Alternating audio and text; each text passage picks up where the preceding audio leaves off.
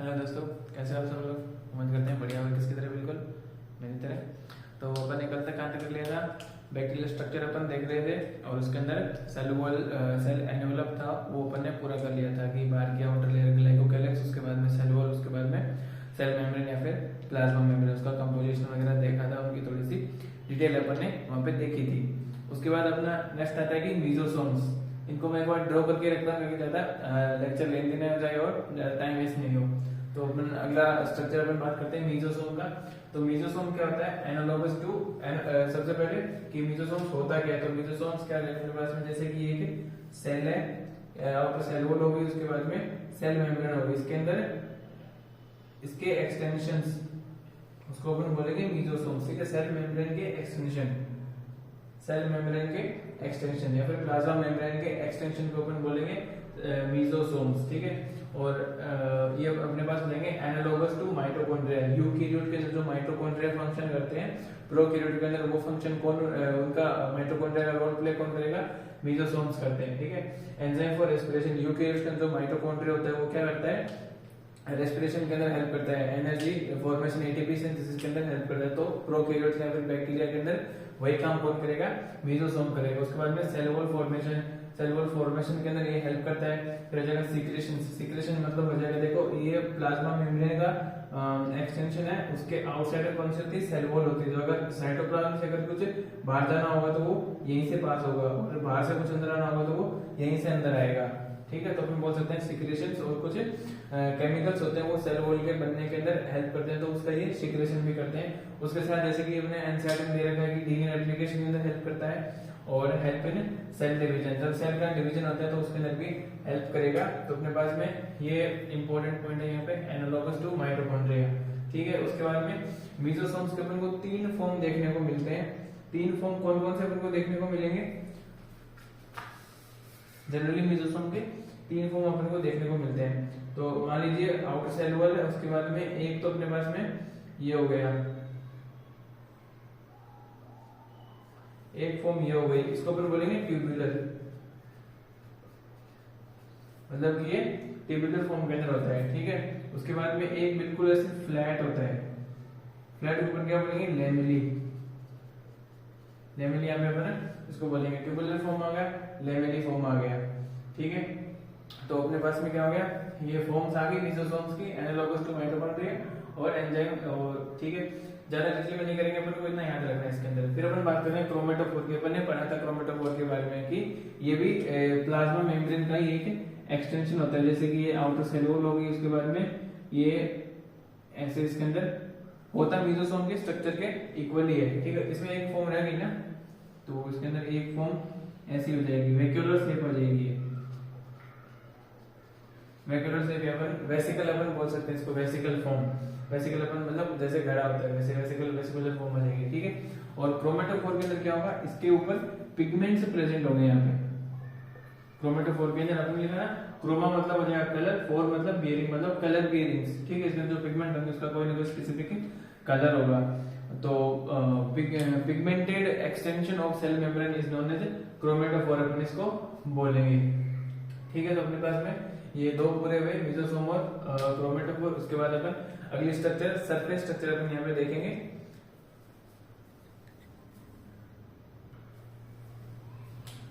तो अपन आगे देखते हैं फ्लैजिला के स्ट्रक्चर यहाँ पे अपन देखेंगे। फ्लैजिला क्या होता है, अपन ने तीन यहाँ पे सरफेस स्ट्रक्चर अपन पढ़ेंगे।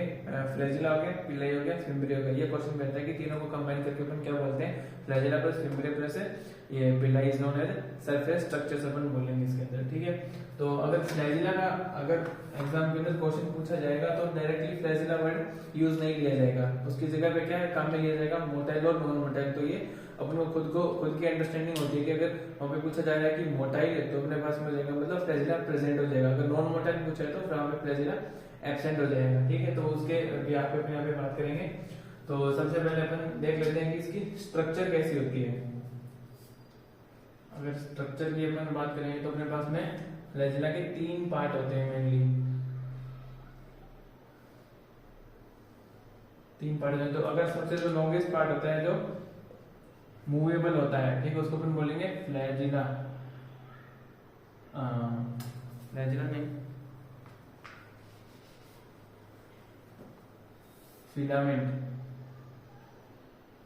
फिलामेंट अपन इसको बोलेंगे। और ये तो दूसरा पार्ट अपने पास, इसको अपन बोलेंगे बेसल बॉडी, बेसल बॉडी अपन इसको बोलेंगे। और ये जो अपने पास है सॉरी, इसको अपन बोलेंगे हुक, और इसको अपन बोलेंगे बेसल बॉडी, बीबी। ठीक है, तो सबसे जो मूवेबल पार्ट है उसको अपन बोलेंगे फिलामेंट, और ये अपने पास बनेगा हुक, और इसको अपन बोलेंगे बेसल बॉडी। ठीक है, तो ये अपने पास में स्ट्रक्चर हो गई। उसके बाद में अगर इसकी प्रोटीन की बात करूं, फ्लैजिला के अंदर प्रोटीन जो प्रोकैरियोट्स का जो फ्लैजिला होता है वो एक स्पेशल प्रोटीन से बना हुआ होता है। ठीक है, उस प्रोटीन का नाम क्या होता है प्रोकैरियोट के अंदर? प्रोकैरियोट या फिर हम बोल सकते हैं बैक्टीरिया, बैक्टीरियल फ्लैजिला। इसके अंदर कौन सा प्रोटीन होता है? तो इसमें होता है फ्लैजेलिन।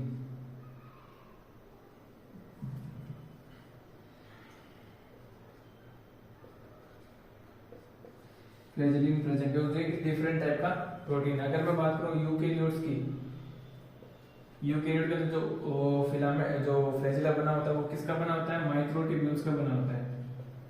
माइक्रोट्यूब्यूल, माइक्रोट्यूब्यूल मतलब इसके अंदर कौन सा प्रोटीन होगा? ट्यूब्यूलिन।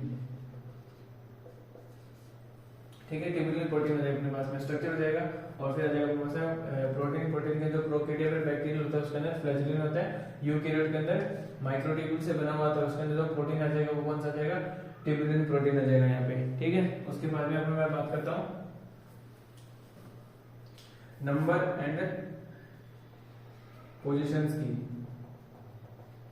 अगर नंबर एंड पोजीशंस की मैं बात करूंगा तो मतलब ये डिफर करता है कितने फ्लैजिला है और कौन सी पोजीशन पे है। तो अब जनरली अपन 3 टाइप या 4 टाइप के अपन बोल सकते हैं। पहला अपने पास जाएंगे सिंगल फ्लैजिला है यहाँ पे। ठीक है, फिर अपने तो अपन इसको बोलेंगे मोनोट्राइकस। मोनोट्राइकस, मोनो का मतलब हो जाएगा एक, ट्राइकस का मतलब होता है फ्लैजिला। ठीक है, फिर अपने पास में आ जाएगा ये ऐसे 2 स्ट्रक्चर आ जाएगी। फिर अपने पास में आ जाएगा ऐसे, मान लीजिए ग्रुप के अंदर आ गया। फिर अपने पास में आ जाएगा कि ये जो ग्रुप है वो दोनों साइड आ गए। ठीक है, तो दोनों साइड होगा तो अपन इसको बोलेंगे एम्फीट्राइकस। ठीक है, एम्फीट्राइकस हम इसको बोलेंगे। और अगर ये एक साइड आ गया तो अपन इसको क्या बोलेंगे? सेफेलोट्राइकस अपन बोलेंगे। और अगर ये दोनों साइड के अंदर आ गया तो अपन इसको लोफोट्राइकस बोलेंगे। इसको अपन क्या बोलेंगे? एम्फीट्राइकस। एम्फीट्राइकस हो जाएगा। और यहाँ पे अपने क्या आ जाएगा? सिफेलो। और यहाँ पे अपने पास में जाएगा लोफोट्राइकस हो जाएगा। ठीक है, तो ये फ्लैजिला के बेसिक स्ट्रक्चर थे अपने पास में, 3 हो गए, 3 इसके पार्ट हो गए, इसके प्रोटीन हो गए और इसका नंबर एंड पोजीशंस। ठीक है, तो यहाँ पे फ्लैजिला खत्म हुआ। उसके बाद में 2 सर्कुलर स्ट्रक्चर पिलाई और फिम्बरी की बात कर लेते हैं।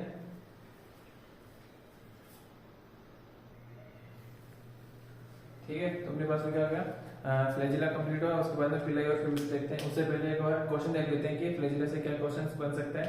तो जैसे मेन तो एक ही क्वेश्चन है, बाकी जनरल 2 थिंग्स और है वो मैं बता देता हूँ। कि पहले ये पूछ सकता है कि क्या फ्लैजिला सभी बैक्टीरिया के अंदर प्रेजेंट होता है? तो अपन बोलेंगे नहीं, सभी के अंदर नहीं होता, किसी के अंदर होता है, किसी के अंदर नहीं होता। मे और मे नॉट भी हो जाएगा। ठीक है, फिर उसके बाद में नेक्स्ट क्वेश्चन आ सकता है कि जो प्रोकैरियोट फ्लैजिला होता है वो अदर फ्लैजिला से कैसे डिफरेंट होता है? तो अपन किसके बेस पे बताएंगे? अपन प्रोटीन के बेस पे अपन इसको बताएंगे कि जो प्रोकैरियोटिक या फिर बैक्टीरियल फ्लैजिला होता है वो कौन से प्रोटीन से बना हुआ होता है? फ्लैजिलिन से बना होता है। और दूसरे जो यूकेरियोट्स होते हैं वो ट्यूबुलिन प्रोटीन से। उसके बाद में यहाँ पे इंपॉर्टेंट क्वेश्चन आ जाता है कि ऐसे बैक्टीरिया जिसके जो नॉन मोटाइल है या फिर ऐसे बैक्टीरिया जो नॉन मोटाइल जिसके अंदर फ्लैजिला एब्सेंट होता है। ठीक है, तो अपने पास में 3 बैक्टीरिया के नाम अपने पास वो ध्यान रखने हैं आपको। कौन से अपने पास आ जाएगा? नॉन मोटाइल के अंदर 3 अपने पास में ध्यान रखें तो हो जाएगा माइकोप्लाज्मा, माइकोप्लाज्मा आ जाएगा। और एक नोस्टॉक, एक अपने पास में आ जाएगा कोकस। ठीक है, तो 3 के नॉन मोटाइल, ये नोट कर लेना, इंपॉर्टेंट क्वेश्चन है। नॉन मोटाइल या फिर फ्लैजिला लेस बैक्टीरिया कौन से होते हैं? माइकोप्लाज्मा, नोस्टॉक और कोकस। ठीक है, उसके बाद में अपन बात करते हैं पिलाई और फिम्बरी की। यहाँ पे बात करेंगे अपन पिलाई की। इन दोनों में ज्यादा डिफरेंस नहीं होता, तो एक साथ बात कर लें अपन फिम्बरी की। यहाँ पे बात करेंगे तो अगर इनकी स्ट्रक्चर पे जाएं तो इनकी स्ट्रक्चर कुछ ऐसी होती है। और अगर फिम्बरी की बात करेंगे ठीक है। तो पहला डिफरेंस इनके अंदर शेप का डिफरेंस हो जाएगा। ये कौन सी होती है? Tubular form, tubular form. और ये कौन सी होती है? ब्रिस्टल शेप, ब्रिस्टल शेप आ जाती है। ठीक है, ब्रिस्टल शेप मतलब हो जाएगा धागे की जैसे शेप आ जाएगी, ब्रश के शेप अपन यहाँ पे देख सकते हैं। ठीक है, अपने पास ये क्या हो जाएगा? Less in number, less in number but large in size. ठीक है, यहाँ पे क्या है अपने पास में? More in number but less in size. मतलब जो पिले होगी वो अपने पास में क्या लेगा? लार्ज स्ट्रक्चर होगी लेकिन उसका नंबर कम होगा, और इसके अंदर क्या जाएगा? More in number but less in size आ जाएगा। ठीक है, अब इसके अंदर ज्यादा, और इसके अंदर एक पॉइंट आ जाएगा help in attachment, attachment to surface, surface पे अटैचमेंट में हेल्प करते हैं फिब्रिल। ठीक है, ये अपने को इतना ध्यान रखना है। और इसके अंदर एक जो कॉमन क्वेश्चन है वो मैंने आपको पहले बताया था कि फ्लैजिला प्लस पिलाई प्लस फिब्रे, इन तीनों को मिला करके अपन क्या बोलते हैं? Surface structure. तो ये आपको याद होना चाहिए, सरफेस स्ट्रक्चर अपन इसको बोलेंगे, पिलाई, फ्लैजिला और फिब्रे को मिला करके। ठीक है, उसके बाद में ये खत्म हुआ, दोनों सरफेस स्ट्रक्चर तीनों खत्म हो गए। उसके बाद एक नया अपन यहाँ पे शुरुआत कर लेते हैं। किसकी करेंगे? न्यूक्लियोइड की। न्यूक्लियोइड क्या होता है? ठीक है, न्यूक्लियोइड मतलब बेसिकली जेनेटिक मटेरियल होता है, डीएनए आरएनए कुछ भी हो सकता है इसके अंदर। ठीक है, तो अपन बैक्टीरिया की बात करें तो इसके अंदर डीएनए होता है।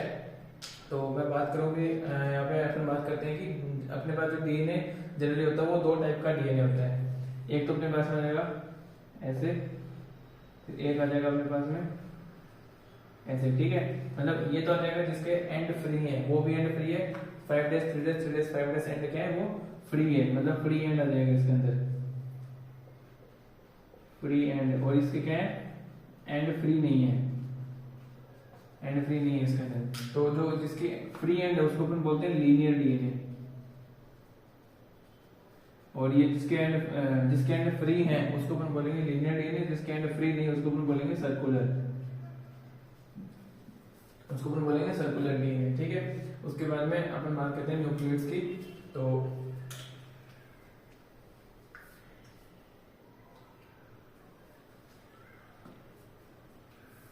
तो मैं बात करूं टाइप ऑफ डीएनए, इसके अंदर टाइप है, मतलब हो जाएगा बैक्टीरिया के अंदर कौन से टाइप का होता है। तो अपन बात करते हैं डीएस, डीएस का मतलब डबल स्टैंडर्ड इसके अंदर होता है। डबल स्टैंडर्ड डीएनए ऊपर से कौन सा जाएगा?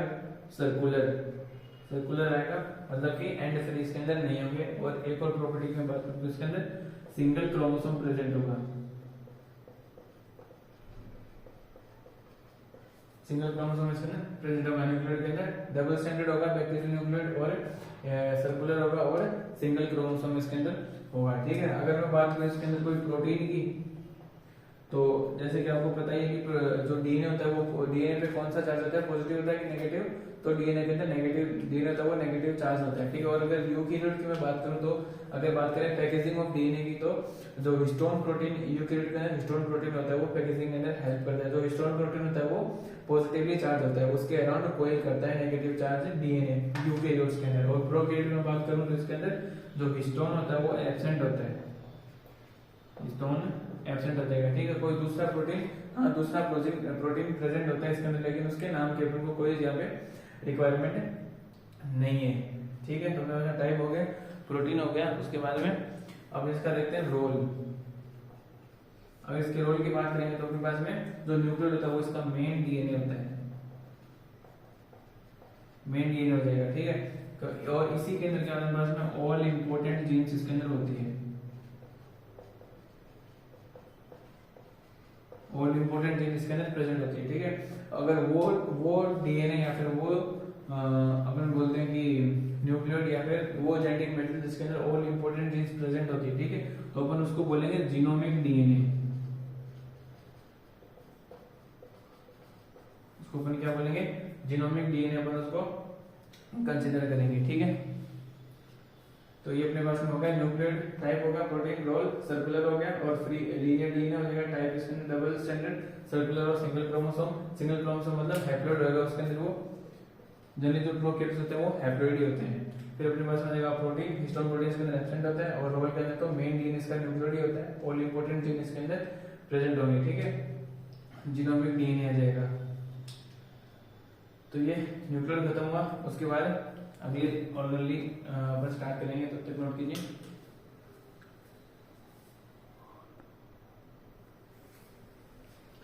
ठीक है, आंसर हो गया, आगे अपन देखते हैं। इसके बाद अपने पास है ज्यादा ऑर्गनली नहीं बची है, 3 ऑर्गनली और बची है अपने पास में। उसके बाद में बैक्टीरियल स्ट्रक्चर वो खत्म हो जाएगा, अपना पता पूरा हो जाएगा। अपन अगली ऑर्गनली देखते हैं, प्लाज्मिड्स। प्लाज्मिड की स्ट्रक्चर आपको याद होगी, अपने देखे होगी, तो अपने कैसे स्ट्रक्चर पढ़ी थी, राउंड शेप के अंदर पढ़ी थी, ठीक है। इसकी प्रॉपर्टीज की अपन बात करते हैं तो कौन सकती है, तो एक्स्ट्रा क्रोमोसोमल,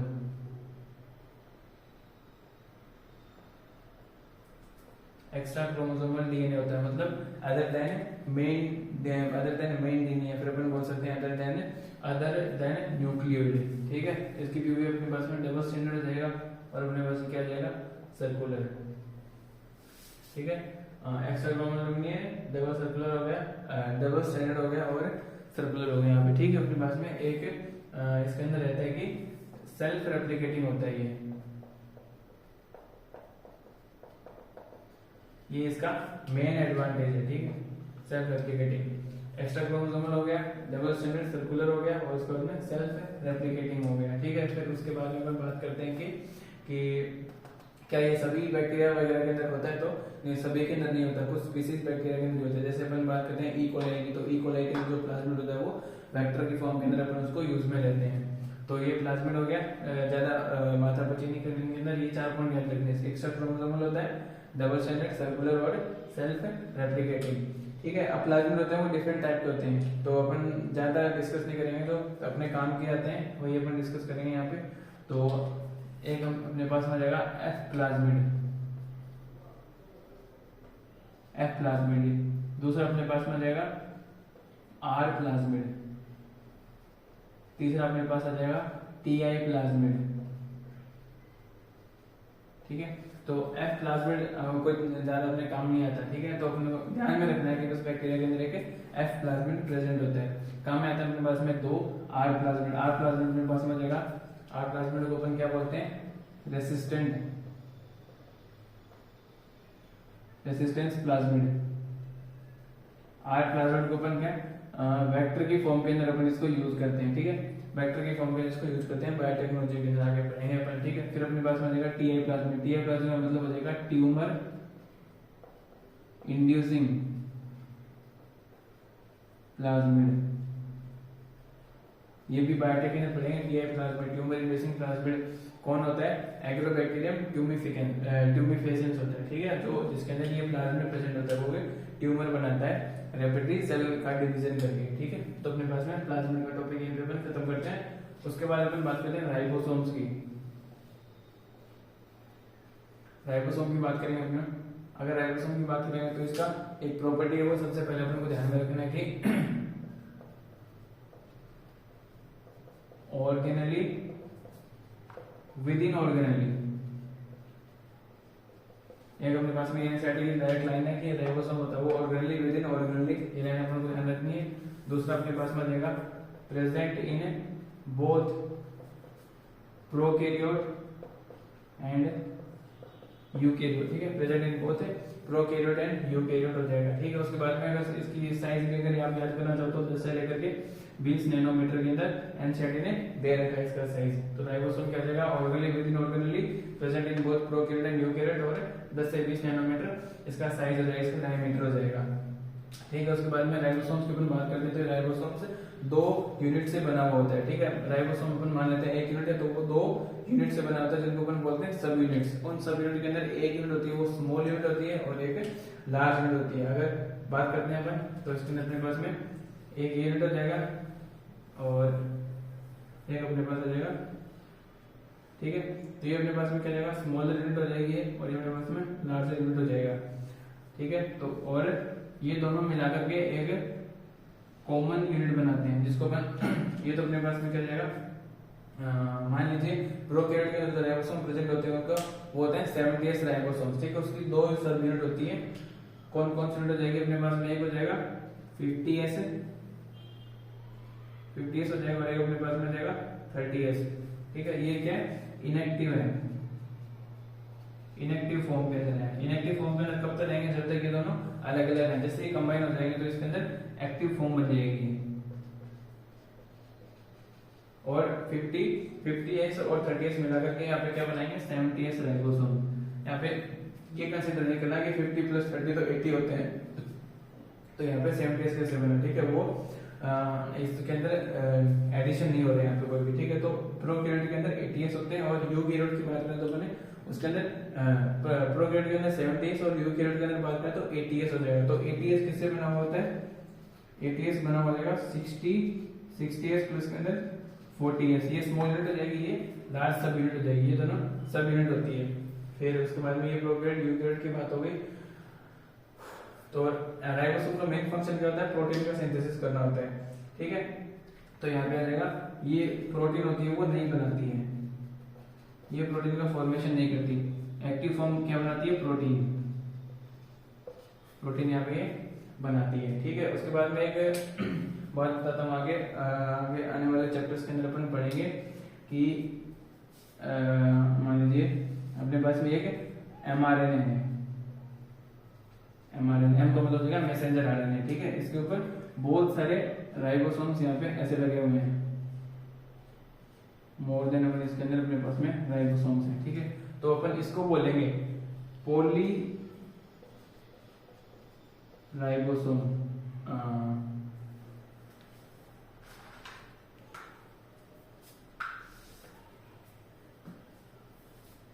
इसको बोलेंगे पॉलीसोम, या फिर अपन इसको बोलेंगे पॉलीराइबोसोम। क्यों बोलेंगे, क्योंकि एक ही आरएनए के अंदर, एक ही एमआरएनए के ऊपर मोर देन वन राइबोसोम्स है, तो इसलिए अपन इसको बोलेंगे पॉलीसोम या फिर अपन इसको बोलेंगे पॉलीराइबोसोम, ठीक है। तो ये टर्म्स आपको याद रखनी है। ये सीधा सीधा क्वेश्चन आता है कि presence of more than one ribosome या फिर मोर राइबोसोम्स जो है single strand of mRNA is known as polysome या फिर पॉलीराइबोसोम्स, ठीक है। तो राइबोसोम के अंदर अपन को ध्यान रखना है। आगे चलते हैं, इसको नोट कीजिए।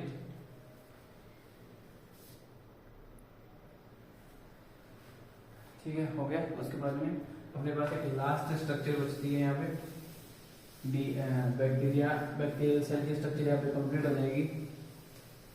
अपन बात करते हैं लास्ट स्ट्रक्चर अपने पास में है इंक्लूजन बॉडी। इंक्लूजन बॉडी तो अपन जानते हैं कि बैक्टीरिया के अंदर कोई भी स्ट्रक्चर होती है, कोई भी ऑर्गेनेल होती है, वो मेम्ब्रेन बाउंड नहीं होती है, उनके अंदर मेम्ब्रेन नहीं होती है। और वही अगर यूकैरियोट की बात करें तो उसके अंदर मेम्ब्रेन बाउंड वगैरह जितने भी ऑर्गेनेल होते हैं वो सारे मेम्ब्रेन होते हैं, सिंगल हो या फिर डबल हो, कुछ होती है वो डबल भी होती है, कुछ सिंगल्स भी होती है, ठीक है। तो यूकैरियोट के अंदर जो स्टोरेज के लिए अपने पास ऑर्गन है वो वैक्यूल्स है। तो अगर प्रोकैरियोट की मैं बात करूँ तो उसके अंदर स्टोरेज ऑर्गन यहाँ पे नहीं होता, या फिर बोल सकते हैं कि स्टोर करने के लिए कोई एक्स्ट्रा कुछ यहाँ पे प्रेजेंट नहीं होता है। तो प्रोकैरियोट के अंदर क्या होता है, प्रोकैरियोट के अंदर क्या होता है, प्रोकैरियोट में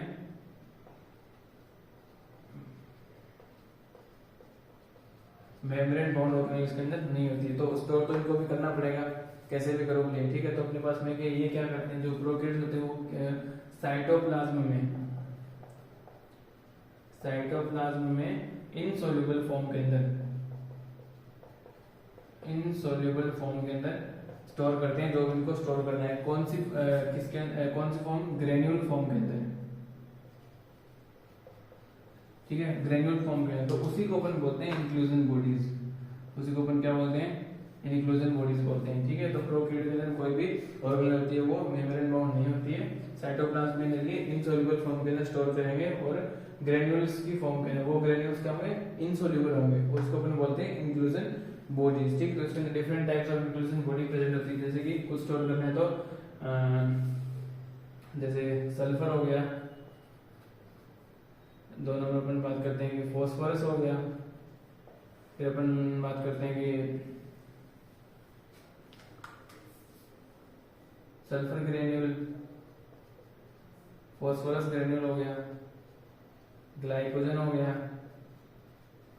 ग्लाइकोजन ग्रेन्यूल हो गया। फिर अपने पास में गैस वैक्यूल्स हो गई, ठीक है, और इतने ही होता है, ठीक है। सल्फर, फॉस्फोरस, ग्लाइकोजन और गैस वैक्यूल्स यहाँ पे हो गई। ये क्या करते हैं, स्टोर करने में हेल्प करते हैं प्रोकैरियोट्स के अंदर। तो कौन से फॉर्म के अंदर, ग्रेन्यूल फॉर्म के अंदर, ठीक है। तो यहाँ पे अपनी वेक्टर स्ट्रक्चर खत्म हुई है। तो उसके बाद में मोनेरा में उसका रिप्रोडक्शन उसका न्यूट्रिशन बचता है, ठीक है, और उसके कुछ एग्जांपल्स हैं वो देखेंगे, ठीक है, न्यूट्रिशन, रिप्रोडक्शन और एग्जांपल। तो प्लीज सब्सक्राइब कीजिए चैनल को। ये अपन कंटिन्यू रखेंगे, पूरी नीट की बायोलॉजी अपन यहाँ पे देखेंगे अपन। तो प्लीज शेयर कीजिए, सब्सक्राइब करिए, लाइक करिए, और कोई डाउट है तो प्लीज कमेंट करके प्लीज पूछिएगा, ठीक है। तब तक के लिए बाय।